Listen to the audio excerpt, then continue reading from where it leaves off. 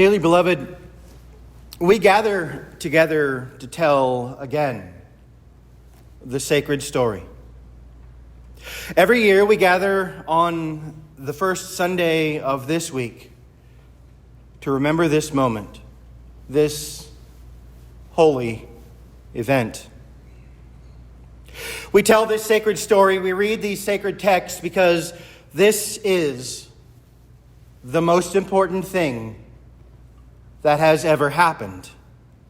And we must tell all who would listen about the events of this day, because this morning, dearly beloved, this morning begins in unfathomable darkness.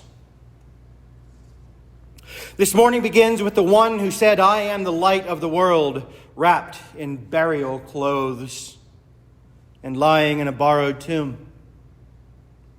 Those who followed him for 3 years are hiding. They're fearful of being caught and executed like he was. And those who hated him are starting to relax. You see, the day after he died, the Pharisees, who had been listening to what he said, went to Pilate. We read this story beginning in Matthew 27 and 62, which says, "The next day, that is, the day after preparation, the chief priests and the Pharisees gathered before Pilate." Now let me stop here, mid-sentence, to talk about the verse that we've just read. Here, Matthew is very clear to remind us.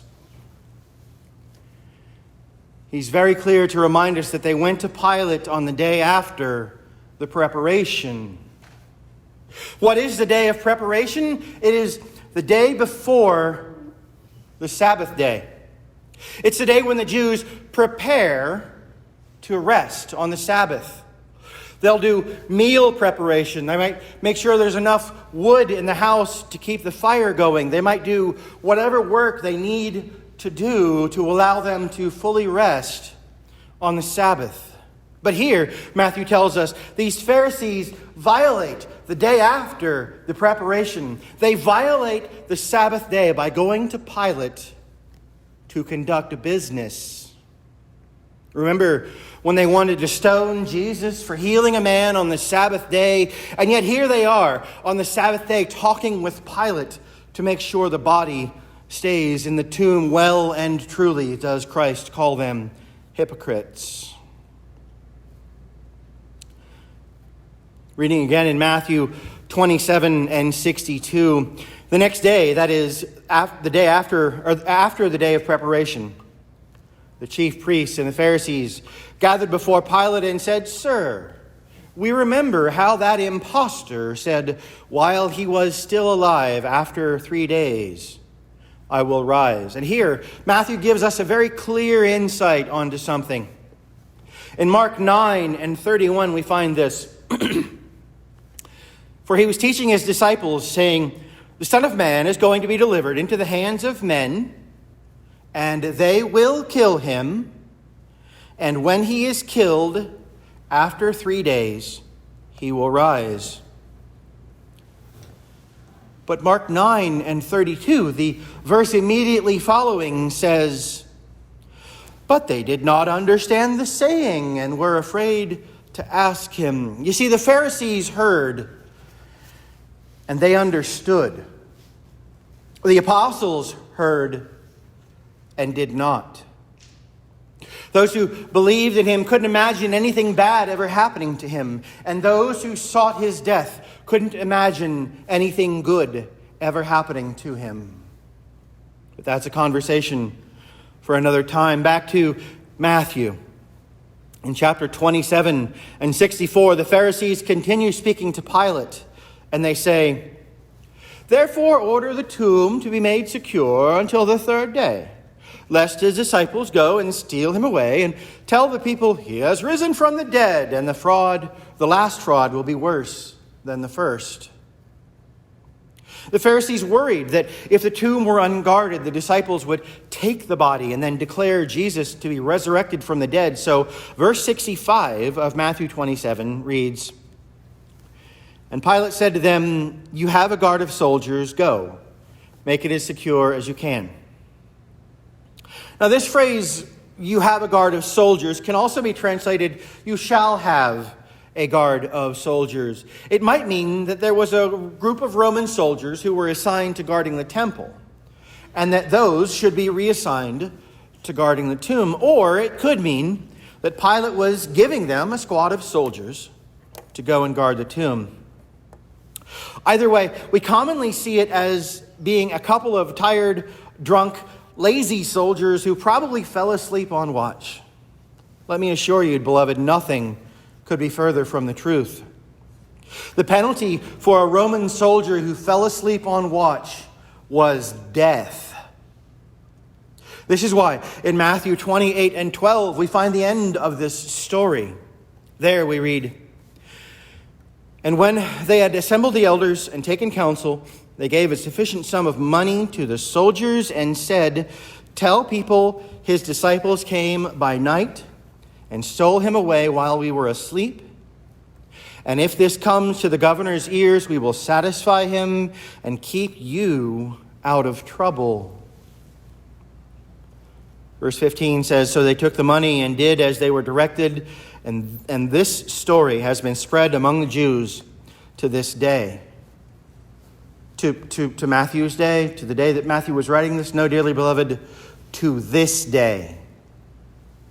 Even today, you can open the Jewish Talmud and read the story of that sorcerer who dared declare himself Messiah, and how he was crucified, and how his disciples came and stole the body away. In the Jewish documents to this very day, you can read that story.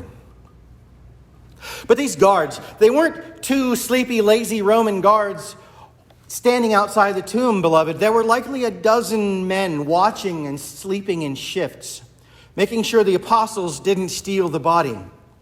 Armed and armored, the best trained soldiers and warriors of the ancient world.